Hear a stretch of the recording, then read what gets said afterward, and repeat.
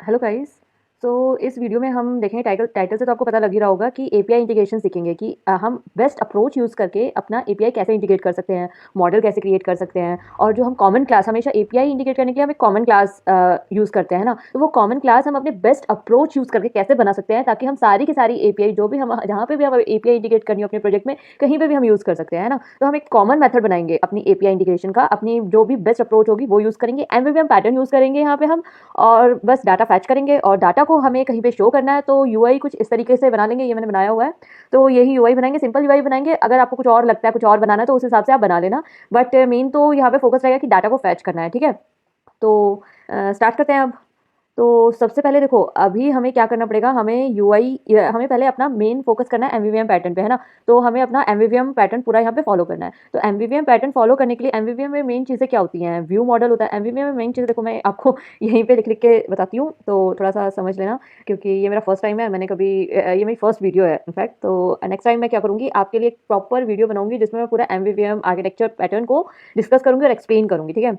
तो एमवीवीएम में मेन चीज़ें हमारे पास क्या होती है, एक मॉडल क्लास होती है, एक हमारे पास क्या होता है, एक मॉडल होता है और एक व्यू होता है और एक अपना क्या होता है व्यू मॉडल होता है। ये होते हैं, है ना, ये तीन फाइल्स होती है जिसमें ये तीन कंसेप्ट होते हैं हमारे पास, जिसमें हमारा पूरा का पूरा रिलेट करता है। मॉडल होता है, व्यू मॉडल होता है, मॉडल होता है, व्यू होता है, व्यू मॉडल होता है। अभी हमें क्या करना है, अपने मॉडल्स को क्या मेन चीज़ हमें क्या इसमें फोकस्ड होकर देखनी पड़ती है कि हमारा जो व्यू है, व्यू के अंदर हमारा क्या होता है, व्यू के अंदर कोई भी फंक्शनैलिटी से रिलेटेड लाइक एपीआई इंटीग्रेशन से रिलेटेड और इन चीज़ों से रिलेटेड कोई भी कोड नहीं होना चाहिए, है ना। अपना व्यू जो होता है वो सिर्फ खाली होना चाहिए। अगर जैसे अपना बटन होता है, बटन का एक्शन हो गया इसके अंदर, और जो भी चीज़ें जैसे आउटलेट्स हो गए हैं या फिर कोई वेरिएबल डिक्लेरेशन हो गई है, यही छोटी मोटी चीज़ें अपन व्यू के अंदर रखेंगे। जो भी फंक्शन एपीआई इंटीग्रेशन से रिलेटेड होगी, वैलिडेशन से रिलेटेड होगी, कोडिंग फंक्शनैलिटी जो भी होगी वो अपन क्या कहाँ रखेंगे, व्यू मॉडल के अंदर रखेंगे हम, ठीक है। और मॉडल के अंदर तो अपनी मॉडल क्लास होगी। अभी मैं ये भी बताऊंगी कि मॉडल मतलब बिल्कुल स्टार्टिंग से बताऊंगी कि मॉडल क्रिएट कैसे करते हैं, एपीआई कैसे लगाते हैं, उसके बाद एपीआई को कॉल कैसे करना है, सब अपन डिटेल में पढ़ेंगे आराम आराम से, ठीक है।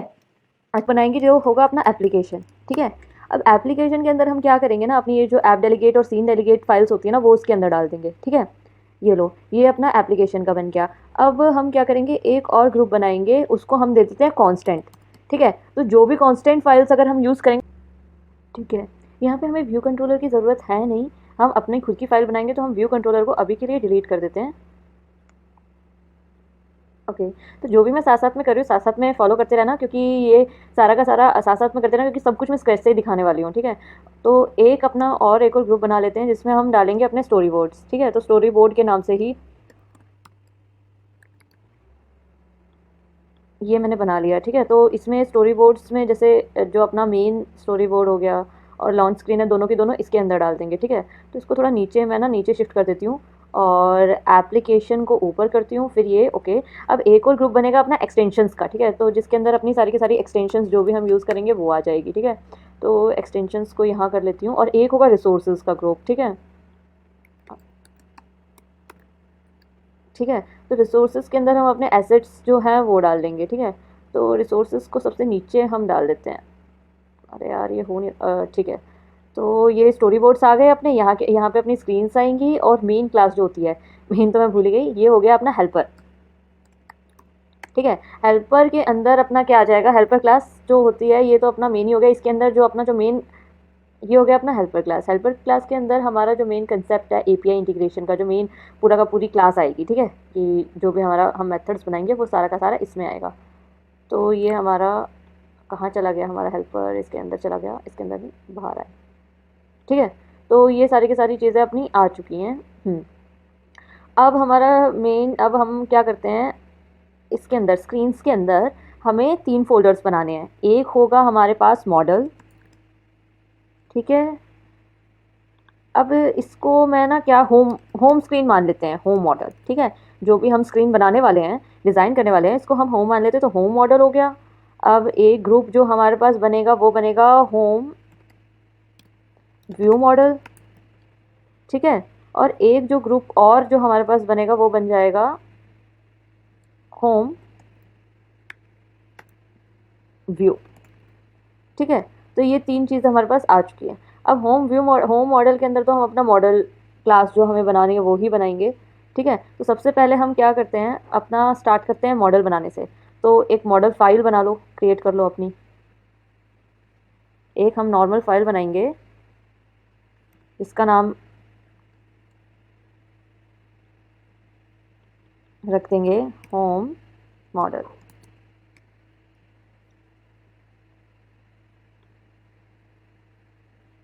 ठीक है, ये फाइल हमारी बन गई। अब जो हम होम मॉडल बनाएंगे, ये फाइल हमारी बन गई। ठीक है, अभी हमें मॉडल बनाना है। किस चीज़ का मॉडल बनाएंगे? मेरे पास एक एपीआई है, ये एपीआई है मेरे पास, जो कि मैंने ऐसे ही मतलब ली थी। ठीक है, तो ये एक एपीआई है, तो ये फेक आप यूज़ कर सकते हो, डेमो एपीआई। तो पोस्टमैन पे मैंने ये देखा था, पोस्टमैन पे मैंने ये पूरा का पूरा निकाला था। तो इसका ये स्ट्रक्चर बनता है, देखो ये रहा। तो हमें इसका ही मॉडल बनाना है। ठीक है, तो पहले अब हम इसका मॉडल बनाते हैं। तो मैं आपको मॉडल दिखाती हूँ कि किस तरीके से हम इसका मॉडल बना सकते हैं।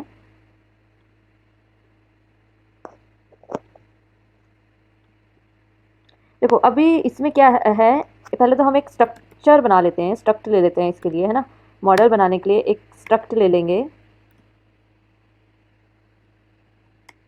और इसका नाम लिख देते हैं होम मॉडल।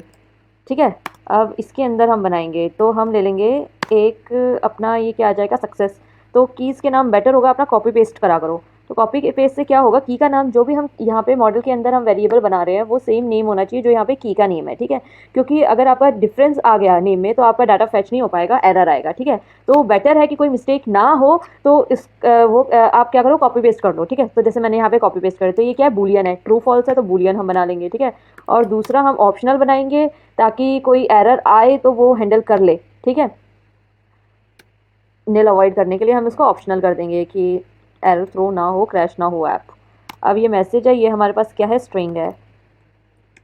ठीक है, तो ये जो मैं मॉडल आपको क्रिएट कर रही हूँ, एक तो नॉर्मल मैं आपको कस्टम क्रिएट अपने हाथों से क्रिएट करके दिखाती हूँ और बताती हूँ कि ये किस तरीके से क्रिएट होता है। डिक्शनरी होगी तो कैसे होगा, और मैं एक सिंपल ईजी तरीका भी बताऊँगी आपको। ठीक है, जो कि एक तरीके से मतलब क्विक करने वाला काम है, तो वो भी मैं बताऊंगी। कभी कभी क्या होता है, हमारा प्रोजेक्ट जो होता है वो काफ़ी मतलब मुश्किल हो जाता है ना काम करना, तो बहुत ज़्यादा डेडलाइन बहुत जल्दी आ जाती है, तो फिर हम सोचते हैं कि हम क्या करें जल्दी से जल्दी कंप्लीट हो जाए। तो वो मैं जल्दी से जल्दी वाली चीज़ भी बताऊंगी आपको।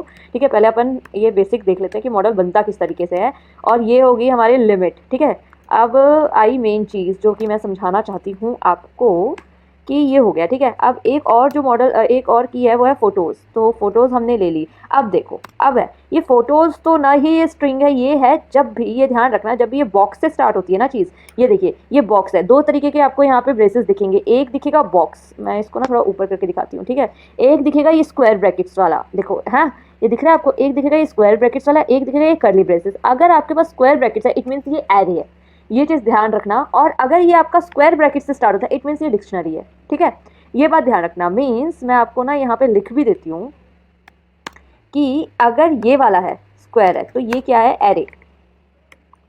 ठीक है, अगर आपके पास कर्ली ब्रेसेस जो हैं वो ये वाले हैं, कर्ली ब्रेसेस हैं, तो ये क्या है, डिक्शनरी है। ठीक है, तो ये चीज़ आपको हमेशा ध्यान रखनी है। अगर आपके पास एरे, इट मीन्स ये जो फोटोज़ है, फोटोज़ जो है वो एरे की फॉर्म में आएंगी, तो आपको यहाँ पे लेना पड़ेगा, बनाना पड़ेगा एरे टाइप का। इसको नाम आप कुछ भी रख सकते हो, नाम की कोई ऐसी रिस्ट्रिक्शन नहीं है, कुछ भी नाम दे दो, कोई दिक्कत नहीं है, नाम कुछ भी चलेगा। ठीक है, अब अब हमको क्या करना है, ये फ़ोटोज़ है, अब ये फ़ोटोज़ का एक स्ट्रक्चर बनाना पड़ेगा, एक और स्ट्रक्चर बनाना पड़ेगा। तो हम क्या करते हैं, एक स्ट्रक्चर ले लेते हैं, तो फ़ोटो सेम नेम का ले लिया, और ये ठीक है। अब हम क्या करेंगे, अब फ़ोटो इसके अंदर वाला सेम चीज़ लिख दो। टाइटल है भाई, टाइटल तो हम यूज़ भी कर रहे हैं अपने में, है ना, तो टाइटल तो लेना मस्ट है, नेसेसरी है। तो ये ले लिया, और लेट यूज़र, मतलब देखो ये ज़रूरी नहीं है आपको सारी चीज़ें आप लिखो, जो जो चीज़ें आप यूज़ कर रहे हो ना इसमें से वो चीज़ें लिख लो। तो मैं अभी के लिए लिख रही हूँ और क्योंकि इतनी चीज़ें हैं नहीं, लेट डिस्क्रिप्शन ले ली है, मतलब आप ओके। और एक चीज़ हमारे पास आ गई, यूआरएल जो मेन है, ये है हमारा इमेज का यूआरएल जो हमें दिखाना है, जो कि है स्ट्रिंग की फॉर्म में, है ना। ठीक है, तो हमने ले लिया। ये जो अगर डबल कोट्स के अंदर डाटा आ रहा है मतलब वो स्ट्रिंग की फॉर्म में, नॉर्मल डाटा आ रहा है नंबर्स की फॉर्म में, इंटीजर्स हैं, फ्लोट 0 पॉइंट करके पॉइंट समथिंग आएगा, इट मीन्स वो फ्लोट है।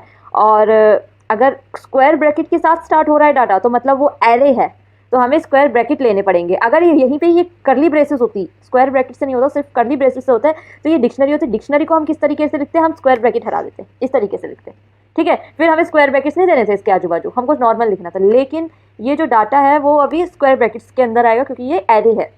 ठीक है, तो ये मेन चीज़ है। तो लो भाई, ये हमारा मॉडल स्टार्ट हो गया, मॉडल बन गया है, ठीक है। ये है हमारा पूरा का पूरा मॉडल, इसके अंदर हमें डाटा लेना है। अब जो जो सेकंड चीज़ मैं आपको बोल रही थी कि बताऊंगी कि हम मॉडल किस तरीके से क्रिएट करते हैं ईजी फॉर्म में। जैसे हमारे पास जैसे बहुत ज़्यादा प्रोजेक्ट है, हमारे पास टाइम नहीं है कि भाई एक एक चीज़ लिखें, तो हम पता है कि और अगर ना समझ में आ रहा हो तो बहुत ज़्यादा टिपिकल, जैसे अभी न्यू जो फ्रेशर्स हैं उनके लिए मुश्किल होता है चीज़ें समझने हो। अगर ज़्यादा बड़ा डाटा आ जाए, ज़्यादा थोड़ा हैवी रिस्पॉन्स आ जाए, कॉम्प्लिकेटेड, उससे हमें समझ में नहीं आता भाई हम कैसे बनाए। तो हम क्या कर सकते हैं उस केस में, आप इसको कॉपी करो। एक हमारे पास वो होती है, एक फाइल होती है जेसन फॉर स्विफ्ट, ठीक है। यहाँ जाना आप, इसमें पार्स में जाओ आप, ठीक है। ये आ गया, यहाँ कॉपी करके डाटा पेस्ट कर दो, ठीक है।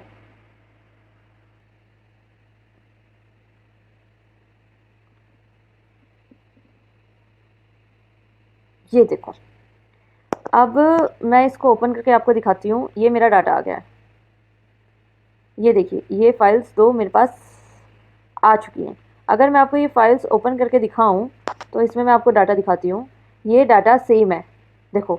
अभी हमने किस तरीके का सब मॉडल बनाया था, ये मॉडल बनाया हमने सक्सेस मैसेज, सक्सेस बोल टाइप का, मैसेज स्ट्रिंग टाइप का, ऑफसेट, लिमिट और फोटोज़, ठीक है। और सेम ही इन्होंने बना कर दिया है हमें, है ना। बट इन्होंने हमें कोडिंग कीज़ भी दी है। कोडिंग कीज़ हमारे पास बेसिकली वही होती हैं जो कि जैसे या तो आप सेम यहाँ पे ही सेम नेम यूज़ कर लो, ठीक है, कि सक्सेस और इनका नेम सेम रख लो। या फिर आप अगर यहाँ पे आपने नेम सेम नहीं रखा है, जैसे यहाँ पे जब डिक्लेयर करो तब नेम सेम नहीं रखा है, तो हम इनम बना सकते हैं कोडिंग कीज़ के नाम का। तो हम ये इनम यूज़ कर सकते हैं। इसके अंदर हमने वैल्यूज़ दे दी है, सक्सेस कीज़ का नेम डाल दिया है जो कि हम अपने प्रोजेक्ट में अपने रिस्पॉन्स में ले रहे हैं, फैच कर रहे हैं, ठीक है। तो ये इसी तरीके से इन्होंने बना दिया है, कोडेबल डिकोडेबल यूज़ करके, है ना। तो ये बहुत इजी अप्रोच है, आप डायरेक्ट इसको डाल सकते हो। अभी मैं डिकोडेबल कोडेबल भी यूज़ करके आपको दिखाऊंगी, वो चीज़ भी हम करेंगे। अभी हमने सिंपल प्रोजेक्ट बनाया है, ठीक है। तो चलिए, मॉडल अपना क्रिएट हो गया है। अब अपना नेक्स्ट स्टेप पे आते हैं, अपनी एपीआई इंटीग्रेशन के लिए अपना मेन क्लास बनानी। तो उसके लिए हम एक न्यू फाइल बनाते हैं अपना एपीआई मैनेजर के नाम से, ठीक है। तो एपीआई मैनेजर, ठीक है। तो ये जो फाइल है एपीआई मैनेजर, इसके अंदर हम अपना का सारा अपना कोड करेंगे एपीआई का कॉमन जो हम क्लास बनाने वाले हैं, ठीक है। तो इसके लिए हम एक क्लास बनाते हैं, उसका नाम रखेंगे हम एपीआई मैनेजर, और इसके अंदर अपना सारा काम होगा। तो फर्स्ट स्टेप, या सिर्फ एक बार इंस्टांस बनेगा उसका पूरे प्रोजेक्ट में, और कहीं इंस्टांस नहीं बनेगा। और अगर हमें कहीं पे भी उसको कॉल करना है उस क्लास को, तो सिर्फ उस इंस्टांस के थ्रू ही कॉल करना पड़ेगा, और कोई जरिया नहीं होना चाहिए, ठीक है। तो यही मेन चीज़ कंसेप्ट है सिंगलटन बनाने का, ठीक है। अब जैसे एपीआई मैनेजर है, एपीआई मैनेजर क्लास को हमें क्या बनाना है, सिंगलटन बनाना है इस क्लास को, है ना। तो इस क्लास को हम अगर कॉल करेंगे तो सिर्फ उस इंस्टांस से ही कॉल करेंगे, और कहीं से भी कॉल नहीं कर सकते। तो उसके लिए हम क्या करेंगे, एक इंस्टांस बना लेंगे। तो हम क्या ले लेंगे, वेर SHARED, शेयर्ड, ये आपने देखा भी होगा बहुत जगह कि हमने वेर शेयर्ड हम यूज़ करते हैं। और इसको क्या कर देंगे, एपीआई मैनेजर बन गया इंस्टांस, ठीक है। बट ये अभी सिंगलटन नहीं बना है। सिंगलटन क्यों नहीं बना, लेट्स से हमने यहाँ पे एक क्लास बनाई, और ये क्लास हमने ले ली, लॉगिन क्लास ले ली, मान लो लॉगिन क्लास, ठीक है। ये हमने लॉगिन क्लास ले ली, ठीक है।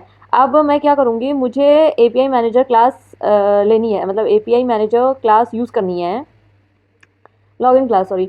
तो अभी मुझे क्या करना है, मुझे एपीआई मैनेजर क्लास यूज़ करनी है। तो मैं क्या करूँगी, कैसे यूज़ करूँगी मैं, जैसे मैंने क्या करा, एक मुझे यहाँ पे वेरिएबल ले लिया हमने एपीआई करके, और यहाँ पे मैं ले लूँगी एपीआई मैनेजर, ठीक है। उसके बाद मैं इसको यूज़ कर सकती हूँ, जैसे यहाँ फैच। अब यहाँ पे हम एक फंक्शन बनाते हैं, इसके कोई भी फंक्शन, जैसे हमने एक ले लिया फैच करके, हमने ले लिया एपीआई कॉल करके एक फंक्शन बना लिया यहाँ पे, ठीक है। अब देखो, अब मुझे क्या करना है, इस फंक्शन को कॉल करना है यहाँ पे। अभी एपीआई एक क्लास ले ली, अब मुझे क्या करना है, इस फंक्शन को कॉल करना, कोई भी फंक्शन, कोई भी एपीआई इंटीग्रेट करूँगी, इस फंक्शन को एपीआई कॉल को तो कॉल करना पड़ेगा मुझे। कॉल एपीआई डॉट कॉल कर लिया, है ना।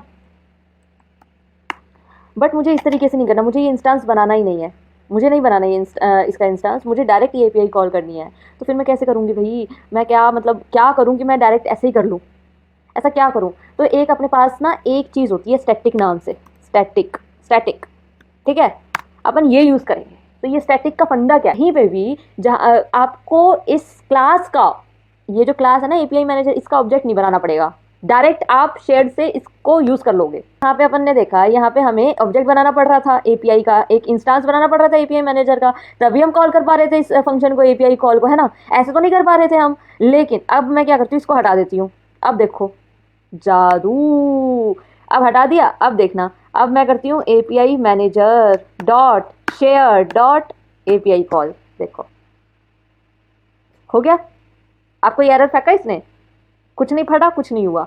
तो स्टैटिक का मतलब क्या होता है? स्टैटिक का मतलब यही, हेल्प इसकी यही पर्पस होता है कि जिस भी वेरिएबल के आगे हम स्टैटिक लगा देते हैं, तो हम उस वेरिएबल को बिना उसका इंस्टांस बनाए, बिना उसका ऑब्जेक्ट बनाए, हम उसको कॉल कर सकते हैं, उसको यूज़ कर सकते हैं। किसी भी, जैसे कोई भी हमने स्ट्रक्चर बनाया, कोई भी कुछ इनम बनाया, कुछ बनाया, अगर हमने कोई वेरिएबल डिक्लेयर करा है, उसके आगे अगर हम स्टैटिक लगा देंगे ना, तो हम डायरेक्टली, हमें उस इनम का, उस स्ट्रक्चर का कोई ऑब्जेक्ट नहीं बनाना पड़ेगा दूसरी क्लास में। हम डायरेक्टली ना बस उस क्लास का नाम लिख दिया, स्ट्रक्चर का जो, जैसे ये क्लास है, क्लास का नाम लिख दिया, और फिर बाद में जैसे ये जो भी वेरिएबल हमने यूज़ किया ना, उसको हम यूज़ करके डायरेक्ट हम उसको हम डायरेक्टली यूज़ कर पाएंगे। तो हमने इसको शेयर्ड को यूज़ कर लिया। अब जो शेयर्ड है, शेयर्ड किसका ऑब्जेक्ट है? API मैनेजर का ही ऑब्जेक्ट है। अब API मैनेजर के अंदर जो क्लास है, उसको हम डायरेक्टली यूज़ कर लेंगे। हो गया काम।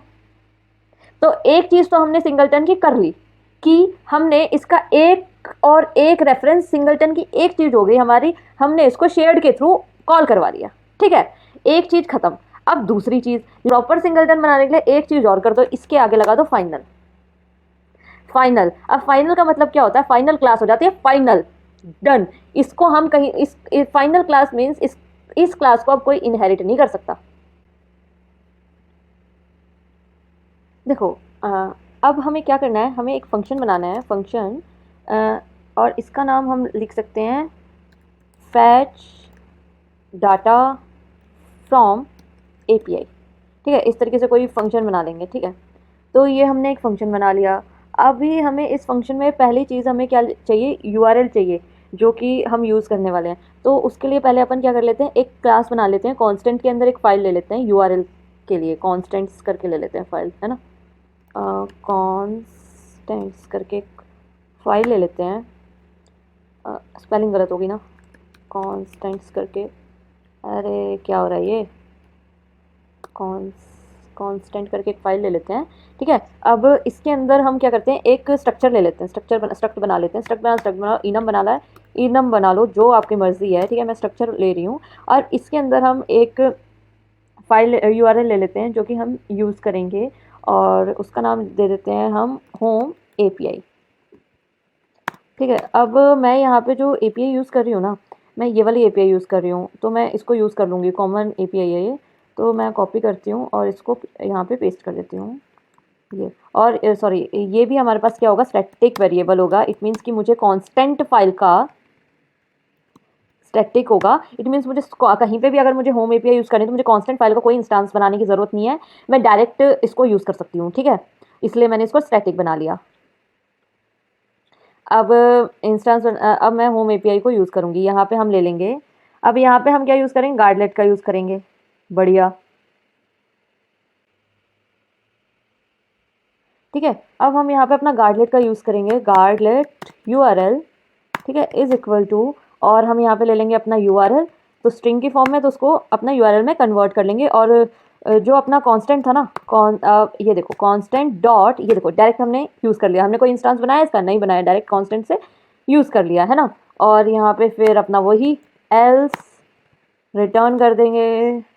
ठीक है, तो ये अपना URL यहाँ पे आ गया। अब यहाँ पे जो मैं API इंटीग्रेशन जो आपको बता रही हूँ, ये URL सेशन से बता रही हूँ। ठीक है, URL सेशन से हम कैसे करेंगे, अगर आपको ये अगर आपको LMO फाइल यूज़ करना है, आप LMO फाइल भी यूज़ कर सकते हैं। और मैं आपको एक और प्रोजेक्ट बनाऊँगी, और उसमें मैं आपको LMO फाइल से करना सारा कुछ सिखाऊंगी। ठीक है, तो अभी अपन इनका जो एप्पल का बाय डिफ़ॉल्ट API इंटीग्रेशन के लिए हम जो यूज़ करते हैं, हम वो यूज़ करेंगे। तो हम URL सेशन यूज़ करेंगे, URL सेशन डॉट शेयर। देखो URL सेशन भी सिंगलटन है ना, सिंगलटन हम यूज़ कर रहे हैं, डॉट डाटा टास्क। ठीक है, तो ये हमारा डाटा टास्क हो गया।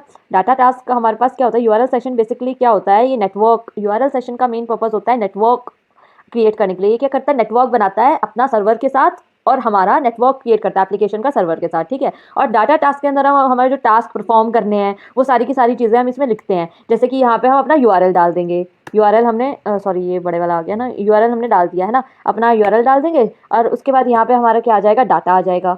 जो हम, ये हमारा क्लोजर्स हो गया, जिसमें हमारे पास यहाँ पे डाटा आएगा, और यहाँ पे हमारे पास क्या आ जाएगा, रिस्पॉन्स, जो हमें रिस्पॉन्स चाहिए। और ये हम एरर, जो भी हम एरर यूज़ करेंगे, वो एरर आ गया। ठीक है, अब यहाँ पे हम क्या करेंगे, अपना कोड करेंगे। लेकिन यहाँ पे डॉट रिज्यूम लिखना मत भूलना। रिज्यूम क्या करता है, ये इसमें क्या चीज़ होती है मेन, जैसे ही अपना ये कॉल होता है ना, यूआरएल सेशन कॉल होता है, इसके पीछे का मैं थोड़ा सा काम बताती हूँ क्या करता है ये। जैसे ही अपना कॉल होता है ना ये, तो ये क्या करता है, ये बाहर चला जाता है। पहले ये अंदर का डाटा अंदर नहीं आ जाता, स्कोप के अंदर नहीं जाता है, ये डायरेक्टली ये बाहर आ जाता है, ठीक है, आउट ऑफ द स्कोप आ जाता है। और उसके बाद हमें क्या, अगर हम रिज्यूम नहीं डालेंगे ना तो ये आगे कॉल ही नहीं करेगा, अंदर जाएगा नहीं, वहीं खत्म हो जाएगा काम, ठीक है। इसलिए हमें क्या करना पड़ता है, यहाँ पे रिज्यूम लिखना पड़ता है, क्योंकि यहाँ पे बैकग्राउंड थ्रेड में ये चला जाता है और बैकग्राउंड थ्रेड में सारी की सारी चीज़ें परफॉर्म करता है, और हमारे पास जो यूआई है वो हमारा फॉरग्राउंड स्टेट पे चलता है। वो चीज़ें हम बाद में किसी और एप्लीकेशन, किसी और उसमें मैं डिस्कस करूँगी, अभी इसमें नहीं डालती हूँ, नहीं तो बहुत ज़्यादा हो जाएगा। तो मेन पर्पज़ मैं बता देती हूँ रिज्यूम लिखने का, क्योंकि ये क्या करता है, ये बाहर चले जाता है, तो इसलिए हमें इस टास्क को रिज्यूम करना पड़ता है, फिर से रिज्यूम करना पड़ता है, ताकि ये क्या करे, फिर से अंदर जाए और अंदर की सारी चीज़ें, अपना प्रोसेस है वो कंप्लीट करे, ठीक है। तो इसलिए रिज्यूम लिखना नहीं भूलना, रिज्यूम तो अपना मस्ट है, ठीक है। तो उसके बाद हमारे पास जो सेकंड चीज़ हम लिखते हैं, यूआरएल सेशन हो गया। अब इसके अंदर आओ, इसके अंदर आके हम अपना गार्डलेट लिखेंगे डाटा के लिए। डाटा, जो डाटा है, गार्डलेट लेट लिखना भूल गई ना मैं, गार्डलेट डाटा जो है उसके लिए। और डाटा के साथ साथ हम यहीं पे अपना क्या कर लेते हैं, एरर भी चेक कर लेते हैं कि एरर इज़ इक्वल टू निल। तो अगर एरर भी निल है तो भी अपना आगे की चीज़ें परफॉर्म करे, नहीं तो वहीं से ही अपना क्या करते भाई साहब, रिटर्न मारते, ठीक है। अब नीचे हम आके हम क्या करेंगे, गार्डलेट रिस्पॉन्स। रिस्पॉन्स, अब रिस्पॉन्स भी हमें क्या करना है, चेक करना है। अभी ये जो रिस्पॉन्स है वो कैसे होगा, हमारे पास HTTP रिस्पॉन्स होगा, ठीक है। और एक चीज़ और होगी, जो रिस्पॉन्स होगा यहीं पे हम स्टेटस कोड भी चेक करेंगे, जो कि होगा, अगर वो जो है वो 200 से लेकर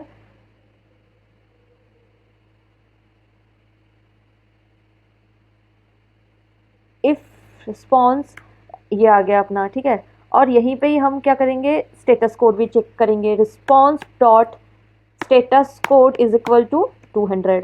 अगर स्टेटस कोड अपना 200 है तो अपना ये परफॉर्म करेगा, नहीं तो वो यहीं से ही अपना रिटर्न मार जाएगा, ठीक है।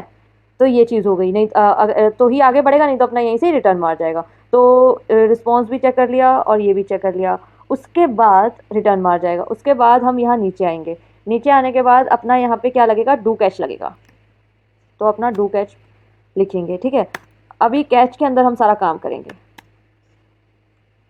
ये लो। अब कैच के अंदर ही हम अपना नेक्स्ट चीज़ करेंगे, और लेट होम, यहाँ पे हमें क्या करना है, कैच है जैसे यहाँ पे हमें क्या करना है, यहाँ पे हमें अपना जो भी मॉडल बैकएंड से आ रहा है, जो भी मतलब बैकएंड से जो रिस्पॉन्स आ रहा है, ये जो अपना रिस्पॉन्स है ना, इस रिस्पॉन्स को हम डिकोड करेंगे, क्योंकि ये जो रिस्पॉन्स है ये अभी इस रिस्पॉन्स को हमें डिकोड करना है, अपने मॉडल्स में डिकोड करके अपने पास रखना है, ठीक है। तो डिकोड करेंगे तो उसका कोड हम यहाँ पे लिखेंगे, ठीक है। तो हम ले लेते हैं लेट होम।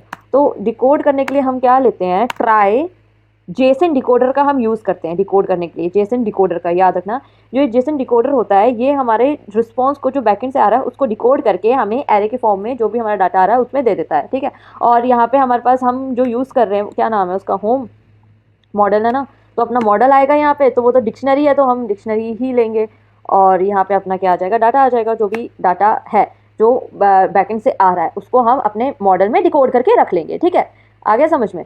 और फिर बाद में लेकिन एक चीज़ और, ये जो मॉडल है मैं आपको बता रही थी ना, इसको हमें डिकोडेबल फॉर्म में बनाना पड़ेगा। ये अभी किस में है, ये अभी नॉर्मल मैंने देखा था, यही मैं आपको बोलने वाली थी कि हम बाद में करेंगे। तो इसको हमें डिकोडेबल बनाना पड़ेगा, जो कि एरे के फॉर्म में, ताकि ये डिकोड हो जाए, ठीक है, अपना इसमें। तो अभी हमने डिकोडेबल बना दिया है, तो ये एरर चला जाना चाहिए, आई थिंक डॉट सेल्फ, ठीक है, सेल्फ लगाना मत भूलना। हाँ, अभी हो जाएगा ये, हाँ हो गया, ठीक है। तो ये काम तो हो गया डन। अभी अब हम यहाँ पे इनम बनाते हैं एरर के लिए, तो वो इनम क्रिएट करेंगे, इनम जो कि हैंडल, एरर हैंडलिंग लिख लेते हैं इसका नाम, ठीक है, एरर हैंडलिंग, ठीक है। तो ये इनम बना लिया और ये हो जाएगा अपना एरर टाइप के। अब इसके अंदर हम डिफरेंट केसेस ले लेंगे जो कि हमें हैंडल करने हैं, ठीक है। एक ले लेंगे इनवैलिड रिस्पॉन्स, अगर हमारे पास जैसे वैलिड रिस्पॉन्स नहीं है तब हम इस वाले एरर को यूज़ करेंगे। एक केस ले लेंगे हमारे पास इनवैलिड डाटा, जब हमारे पास इनवैलिड डाटा आएगा, इनवैलिड डाटा, ठीक है, तब हम ये वाला लेंगे। अब एक केस ले लेंगे हम इनवैलिड यूआरएल, इनवैलिड यूआरएल का, और एक केस ले लेंगे हम इनवैलिड डिकोडिंग, ठीक है। अब एक केस ले लेंगे हम नेटवर्क ERR एरर, ठीक है। एरर नाम का एक ले लेंगे, ये बन गया, ठीक है। और एक ले लेंगे हम इनवैलिड डिकोडिंग करके, इनवैलिड डिकोडिंग करके ले लेंगे। अगर जैसे यूज़र ने जो डिकोड किया अपना एरे, वो अगर गलत किया तो अभी हम यूज़ करेंगे इन सबको। अच्छा ये गलत हो गया ना, चलो इनवैलिड रिस्पॉन्स, इनवैलिड डाटा, ये क्या लिख दिया, इनवैलिड URL, इनवैलिड डिकोडिंग, और स्पेलिंग ही गलत हो गई ना। Okay, network error decoding, okay. तो ये सारे ये ऑप्शनल कर दो, ठीक है। ये ले लिया। अब हमें इनको यूज़ करना है अपने यहाँ पे जो हमने क्लास बनाई है, ठीक है। यहाँ पे हम कैसे यूज़, यहाँ पे हमें ऐड कर देंगे। जैसे अगर जैसे कि यहाँ पे हम ऐड करेंगे, उससे पहले हमें कंप्लीशन हैंडलर बनाना है अपना यहाँ पे। अभी देखो, अभी रिस्पॉन्स आया हमारा यहाँ पे, अब रिस्पॉन्स आया, मैंने आपको बताया था कि ये जो रिस्पॉन्स हम बैकेंड से फैच करते हैं, रिस्पॉन्स बैकेंड से आता है, वो आता है बैकग्राउंड थ्रेड पे, क्योंकि बहुत सारा डाटा आ रहा है। अभी बहुत सारा डाटा आ रहा है तो हम उसको बैकग्राउंड थ्रेड पे चलाते हैं, और जो यूआई का हमारा सारा काम चलता है वो मेन थ्रेड पे चलता है। अब जैसे जब सारा डाटा अपना आ जाता है, उसके बाद ही वो अपना क्या करता है, कंप्लीशन हैंडलर, उसके बाद ही हम आगे उसको सेंड करते हैं। जो यूआई पे दिखता है उससे पहले क्या करता है, उससे पहले लोडर ही दिखता रहता है ना। देखा है ना, कभी भी कोई भी डाटा जब भी हम अपनी एप्लीकेशन में दिखाते हैं तो क्या होता है, पहले लोडर चलता रहता है, जब पूरा रिस्पॉन्स आ जाता है उसके बाद ही सारी की सारी चीज़ें हमें रिफ्लेक्ट आउट होती है यहाँ पे स्क्रीन पे। तो वही चीज़ है, तो वो चीज़ किस तरीके से हैंडल होती है वो चीज़ करेंगे हम। उसके लिए हमें एक हैंडलर बनाना पड़ता है, कंप्लीशन हैंडलर। कंप्लीशन हैंडलर क्या काम करता है, वो काम करता है कि जब डाटा जब हमारा जो कंट्रोलर है, जो हमारा जो कंट्रोलर है, जब वो पूरा का पूरा कोड रन करके आगे निकल जाए, उसके बाद जैसे ही उसको रिस्पॉन्स मिल जाए बैकेंड से, तो वो क्या करता है, अपने रिस्पॉन्स को फेंक देता है, भैया ये हमें दिखाना है। तो चलो हम करेंगे ना, तब ज़्यादा समझ में आएगा। तो मैं यहाँ पे एक हैंडलर बनाती हूँ जिसका नाम दे देती हूँ कंप्लीशन हैंडलर, ठीक है। कलर ये, ठीक है। इसमें जो आएगा हमारा रिजल्ट आएगा जो कि जेनरिक फॉर्म में होगा, ठीक है। जेनरिक फॉर्म में होगा, जेनरिक फॉर्म में, क्या लिख रही हूँ मैं, जेनरिक फॉर्म में होगा, जिसके अंदर हमारे पास पहला आ जाएगा होम मॉडल, जो मॉडल टाइप है ऑब्वियसली होम मॉडल, और एक आ जाएगा हमारे पास डाटा, जो हमने वहाँ पे बनाया है ना, इनम बनाया है। तो डाटा एरर आना चाहिए उठ के, आ नहीं रहा है, कांस्टेंट में ही तो बनाया ना। एरर हैंडलिंग है, सॉरी डाटा एरर बोल रही हूँ, एरर हैंडलिंग, ठीक है। तो ये दोनों चीज़ें मैंने ले ली। तो ये हमारा कंप्लीशन हैंडलर बन गया, जिसके अंदर अब देखो अभी क्या है, अभी बैकेंड से रिस्पॉन्स आ रहा है। अब जब तक बैकेंड से रिस्पॉन्स आ रहा है और काम थोड़ी ना हम रोक सकते हैं कि भाई हाँ बैकेंड से रिस्पॉन्स आएगा उसके बाद ही हम आगे के प्रोसेस करेंगे, नहीं। बैकेंड से जो रिस्पॉन्स आता है वो बैकग्राउंड थ्रेड पे आता है। जैसे ही उसको रिस्पॉन्स बैकेंड से मिल जाता है फुली, वो क्या करता है, कंप्लीशन हैंडलर को दे देता है, लो भाई आपका डाटा आ चुका है। अब कंप्लीशन हैंडलर क्या करता है, उस डाटा को लेके आगे फेंक देता है, जो कि हम अपनी स्क्रीन में दिखाते हैं, ठीक है। तो वो कंप्लीशन हैंडलर का बेसिकली काम होता है। तो इसके लिए हमें क्लोजर क्रिएट करना पड़ता है काइंड ऑफ, ठीक है। तो वो क्लोजर हमने यहाँ पे बना दिया है। अब ये complete, okay okay okay, sorry sorry sorry, return type भी हमें यहाँ पे देना पड़ेगा ना, हाँ अभी ठीक है। तो ये पूरा का पूरा कंप्लीशन हैंडलर बन गया, जिसका हमारे पास रिजल्ट मिल गया और इसका रिटर्न टाइप मिल गया, ठीक है। और ये बाय डिफ़ॉल्ट हमारे पास एस्केपिंग होगा, ठीक है। ये हमारे पास क्या होगा, एस्केपिंग होगा। अभी हमें सेकंड चीज़ क्या करनी है, हम यहाँ पे अपना कंप्लीशन हैंडलर ले लेते हैं, और ये अगर फेलियर के केस में जाएगा तो यहाँ पे हमें जो एरर दिखाना है वो क्या दिखाना है, error handling dot invalid URL, ठीक है। ये वाला एरर हमें दिखाना है। अगर हमारे पास यहाँ पे आएगा तो यहाँ पे हमें कंप्लीशन हैंडलर में कौन सा एरर दिखाना है, error handling dot invalid response का दिखाना है, ठीक है। और रिस्पॉन्स के लिए नहीं नहीं, डाटा का दिखाना पड़ेगा ना यहाँ पे, तो इनवैलिड डाटा वाला दिखाएंगे अपन, ठीक है। और यहाँ पे हम कौन से वाला दिखाएंगे, रिस्पॉन्स वाला दिखाएंगे, इनवैलिड रिस्पॉन्स, ठीक है। और फिर बाद में यहाँ पे हम दिखाएंगे इनवैलिड डिकोडिंग। अगर कोई भी हमारा डिकोड में कोई भी दिक्कत है तो हम, अब यहाँ पे हम दिखाते, अब कोई नेटवर्क में कुछ भी दिक्कत आ गई तो हम यहाँ पे एरर हैंडलिंग दिखाएंगे नेटवर्क वाली, ठीक है, जिसमें ERR एरर जाएगा, ठीक है। तो ये हो गया अपना, ये चीज़ें अपनी कंप्लीट हो गई कि हमने कंप्लीशन हैंडलर के अंदर जो जो चीज़ें हमें डालनी थी ना, तो वो सारी चीज़ें हमने डाल दी। तो ये काम डन हो